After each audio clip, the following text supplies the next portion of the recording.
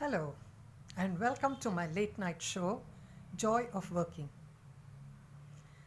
Well, it is said God does something to you so that He can do something through you. In a way, I believe this. See, when I was going through the workplace trauma, I could not find any support women's group, which generally only cater to grassroots level women and not to urban educated women. So I had decided that I would launch an NGO, a support group for the urban educated women. But how do I go about it?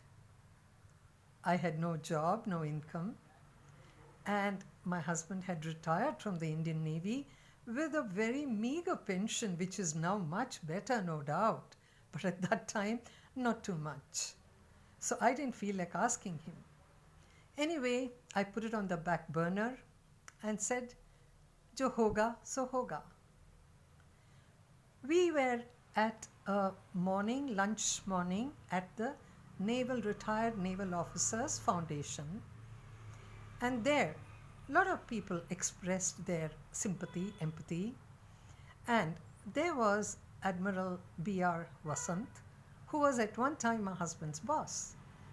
He came and asked me, Chaya, what do you plan to do now? I told him, Admiral, I want to start an NGO, but then you know what?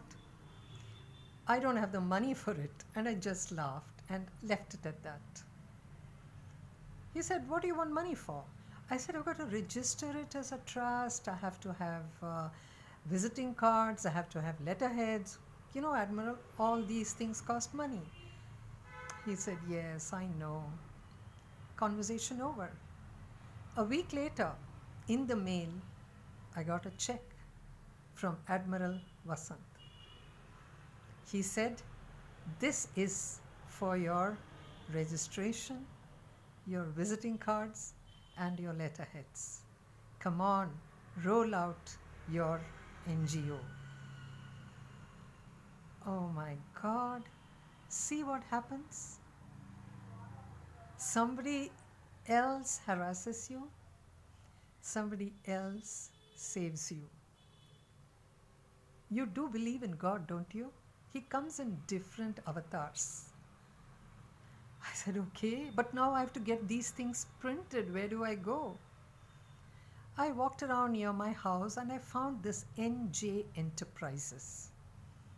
I walked in and there were these three musketeers, Ashok, Nitin, and Jaggi. I told them this. They said, yeah, I read about you in the paper. Oh, we'd be happy to help you out with all this. And believe me, even to date, they are with me. They did all our stationery. Later on, we published books. They did that for us, and banners and help whenever we had a ground event. They would come and help us. Amazing guys. Thank you guys, Jaggi, Nitin, and Ashok. All right. Now what do? I have to launch my NGO. First of all, I have to name it. What do I name it? I don't want to name things like Saheli and any kind of, makes you feel helpless kind of a thing. I wanted a kind of Gango name. So I thought of Guild of Women Achievers. GOWA. Some women said, oh, but we are not achievers. But you know what? The minute you are born as a girl child, you're an achiever. You've got to learn survival in this world. So all women are achievers. It's just that they don't recognize and they define achievement in different ways. For me, a woman is basically an achiever. So I called it Guild of Women Achievers. I'm talking about this on the eve of Women's Day, isn't it? Yes, I launched it on March 8th, 1996. Just 2 years after my ouster from a company. So you see how you can bounce back if you have a good idea? Well, I had this opening, and who do you think was my chief guest? The governor's wife. Yes, I went to invite her, and she says, "But I'm not an achiever. I'm just a homemaker." I said, "Ma'am, you are the homemaker of Karnataka's biggest home. You are the host to so many people who come to the Raj Bhavan. Who can be a greater homemaker than you, ma'am?